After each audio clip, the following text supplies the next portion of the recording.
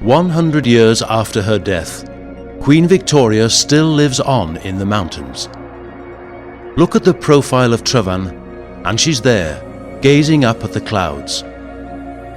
Yet strangely, from the other side, you can see two people standing on the summit, and they're much older even than the Queen. Two upright boulders named Adam and Eve. Close by, the Devil's Kitchen is haunted by the murderer of Prince Idwal. On the orders of his jealous uncle, Nevydd the Handsome, the boy was drowned in the lake, which took his name. Snaking through the mountains, Telford's Victorian Road runs from Bethesda to Capel Curig. The previous road through the Nantfrancon Valley was so steep for horses that coach passengers had to get out and push. At Capel Curig, the A5 joins a 2,000-year-old highway, which linked the Romans' holiday villas on the Llyn with their copper mines on Snowdon and lead works near the Ugly House. From here, their northern road ran to more mines and much-needed baths at Trefrw. The three-arched bridge between Trefrw and Llanrwst has two names. Either the Buttermilk Bridge, because its collapse on opening day was blamed on workmen drinking mead and the repairers were limited to buttermilk, or the Swearing Bridge, because the first car to reach the top forces the opposing car, cursing, to back down. Above Llanrwst, the Carneddau Ridge lies parallel with the River Conwy. Llyn Dilyn, hidden in the mountains, is 200 feet deep and became known as an aircraft graveyard during the war. Over 20 planes have crashed into the cliff face, which rises sharply 700 feet from the surface. At low tides and high moons, the wreckage juts above the water. Both sides of the Conwy are riddled with ancient trackways and forts. Caer Olau near Eglwys Bach means Castle of Light. Beacons on the outcrop could be seen by other forts at Talacafn, Pen y Gair and Caerhun. The bridge at Talacafn is a young 100 years old. Before this time, there was a ferry for animals and carts, a rowing boat for passengers, and a ford for the most daring. When the bridge opened, the last ferry floated, abandoned, out to sea. In 500 AD, a chunk of Irish rock with 4 saints on board drifted to Wales.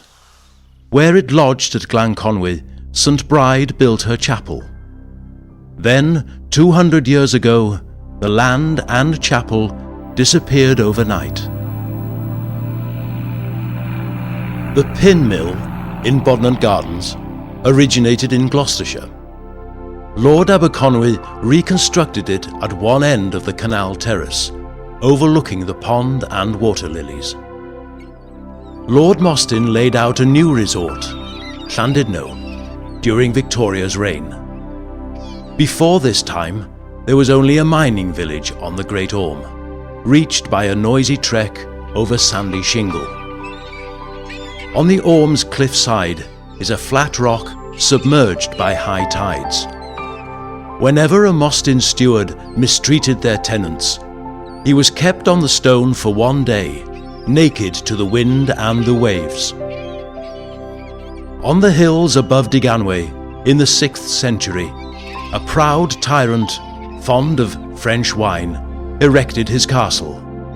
Maelgwyn Gwynedd united the tribes of North Wales and gave the county his name. Nevertheless, he died of the Yellow Plague, and his lands, which once stretched from the Orme to Puffin Island, were flooded by the sea. Eventually, Maelgwyn's fortress was hit, firstly by lightning and secondly by the Saxons, and the Norman structure which replaced it was flattened by the Welsh. So in 1283, Edward of England looked across the water and decided to build on the opposite, safer riverbank. No problems.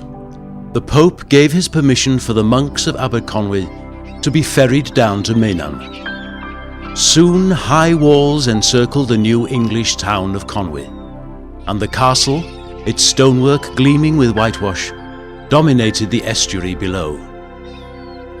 For years, the only route for horse-drawn vehicles between Conwy and Penmanmawr was a rough track over the Sychnan Pass.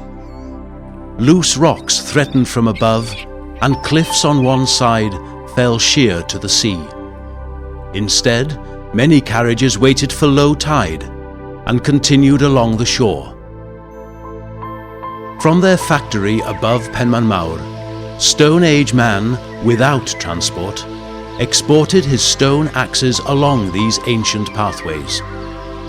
Later on, a Bronze Age tribe erected a circle of standing stones here, burying at its centre the cremated bones of their children. Along the coast at Abergwyngregin, Llywelyn the Great kept as prisoner a gallant Norman knight. In time, the ransom was paid, and William de Breos went free. However, the Welsh prince discovered that his wife had fallen in love with William during his stay. Llywelyn recaptured the young man, brought him back to Aber, and hanged him from a tree. Llywelyn was a formidable enemy of the English, and his stone castles still remain today. Eventually, he took the title Prince of Aberfraw and Lord of Snowdon. Our highest mountain in England and Wales has been visited by man for pleasure and pain since before the Ice Ages. In the mud of Llyn Llydaw beneath Snowdon, two frustrated ancient fishermen abandoned their canoes, dug out from tree trunks. Much later, mountain guides laden with baggage led tourists on ponies up to the summit, with a welcome break for diluted brandy or sherry on the way. Despite the crowds, hidden in a cave on the slopes of Llywedd, the Knights of the Round Table lie sleeping. Ready armed, they are waiting for King Arthur's return and a call to battle once more.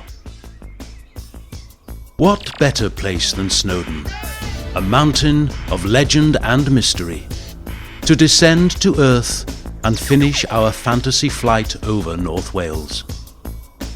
And would it be a bad thing if the spirit of the mountains invaded our souls and made mad poets of us all?